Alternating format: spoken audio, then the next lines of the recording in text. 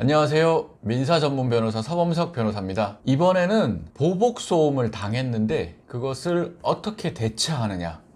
제가 실제로 진행했던 사건을 하나 소개를 시켜 드려 보려고 합니다.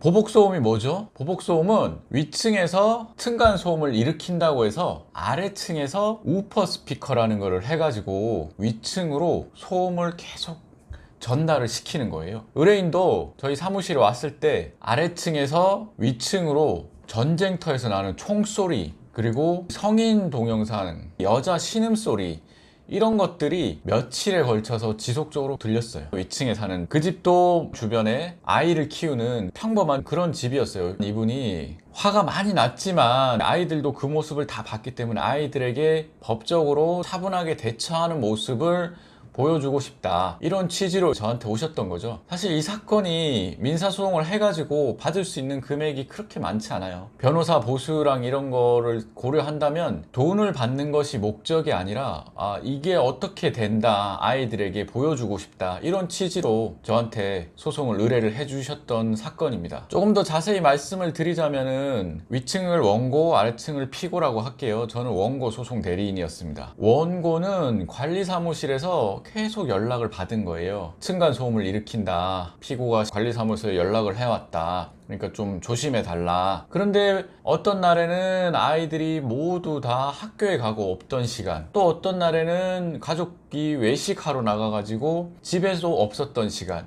이런 시간들까지도 다 원고가 낸 소음이다 하면서 피고가 신고를 한 거예요. 사실 관리사무소 신고에서 끝난 게 아니라 경찰에 112 신고까지 해가지고 원고가 받는 그 고통은 말로 다 할 수 없을 만큼 심했습니다. 그래도 원고 측에서는 어떻게 할 수 있는 방법이 없으니까 생활하면서 있었는데, 한날은 화장실에서 야동 소리가 들리는 거예요. 아이들이 어린데 얼마나 당황했을까요? 그래서 관리사무소 직원도 불러가지고 데시벨 측정도 하고 혹시나 다른 집에서 일으킨 건 아닐까 하는 그런 것까지 다 팩트 체크까지 다 했습니다. 데시벨 측정을 한 이유는 공동주택 층간소음의 범위와 기준에 관한 규칙 제3조에는 공동주택 입주자 및 사용자는 공동주택에서 발생하는 층간소음을 별표에 따른 기준 이하가 되도록 노력하여야 한다, 이렇게 되어 있고, 그 별표에는 공기 전달 소음 같은 경우 주간 06시부터 22시까지는 45데시벨 이하, 그리고 야간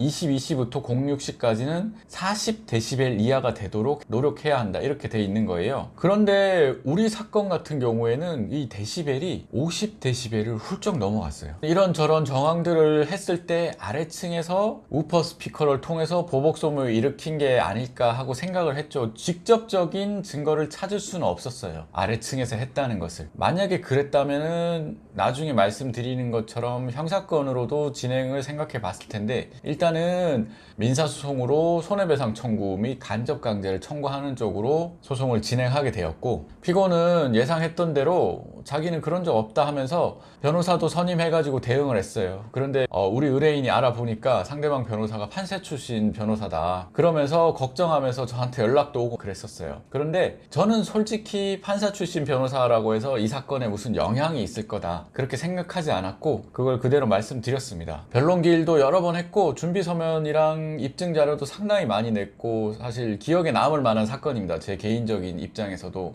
그래서 인천지방법원 재판부는 이렇게 판단을 했습니다. 피고는 상당 기간 동안 밤낮에 걸쳐 반복적으로 음향장치를 이용하여 소음을 발생시킨 점, 소음의 크기가 아까 그 별표에서 정한 공기 전달 소음을 상당히 초과하는 점, 그리고 피고가 발생시킨 소음이 수인 한도를 넘어선다, 이런 거를 판단했을 때 사법상 위법한 가해행위로 평가되기 충분하므로 불법행위 책임을 부담해야 한다, 저희가 승소한 거죠. 그리고 원고 가족들에게 1인당 200만원 및 지연이자를 지급하라, 이렇게 판결을 선고했습니다. 피고 측에서 항소를 하였고 저희 측에서도 사실 100% 받아들여진 것은 아니기 때문에 같이 항소를 하게 되었습니다. 근데 저희 의뢰인은, 원고는 처음부터 뭐 돈을 많이 받겠다 이런 목적으로 한 게 아니라 뭐 사과나 재발 방지, 이것이 주 목적이었어요. 아이들을 키우는 부모의 마음에서 그것이 주 목적이었습니다. 그런 것들을 이제 고려했는지 항소심 재판부에서 조정으로 넘겼고 1심에서도 조정 회부가 되었었는데 상대 측에서 피고 측에서 조정에 응하지 않겠다는 조정 불허 의견서를 내서 조정 자체가 열리지 않았는데 이번에는 조정이 열렸어요. 조정위원은 피고한테 특정 시점까지 나가라, 집에서 퇴거해라. 만약에 특정 시점까지 안 나가면은 원고들에게 월에 얼마씩 지급해라, 이렇게 조정안을 제시를 했고, 저희 입장에서는 그렇게 나쁘지 않은 조정안이었기 때문에 받아들일 생각이 있다. 다만 향후 재입주를 하지 않는다, 이런 것까지 조정안에 넣어 달라고 했고, 저희 의뢰인은 본인이 생각하지 못했던 부분을 제가 얘기를 해가지고 고맙다고 얘기를 했고, 결론적으로는 특정 시점까지 피고가 나가고 향후 재입주도 하지 않는다. 만약 이걸 어기면 월에 얼마씩 원고들에게 지급한다, 이 조정안으로 최종적으로 결론이 났고, 원고들은 사실 아래층에 계속 이렇게 감정이 안 좋은 분쟁이 있었던 사람과 지내는 것이 힘든데 잘 정리가 된 것 같다면서 이 조정안에 대해서 만족해 했습니다. 참고로 이 보복소음 관련해서 최근에 형사적으로도 문제가 되어서 기사화된 것이 있더라고요. 내용은 위층 층간소음에 보복하겠다면서 우퍼 스피커를 설치한 부부에게 스토킹 범죄 처벌에 관한 법률 위반으로 벌금 700만 원을 선고한 사건이었어요.